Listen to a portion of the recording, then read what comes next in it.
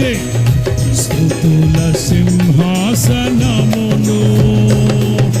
వీడువని కృపణాలో కృప కృప కృప కృప కృప కృప వీడువని కృపణాలో స్థాపించనే సియోనులోనున్న స్తుతుల సింహాసనమును పాడాలి.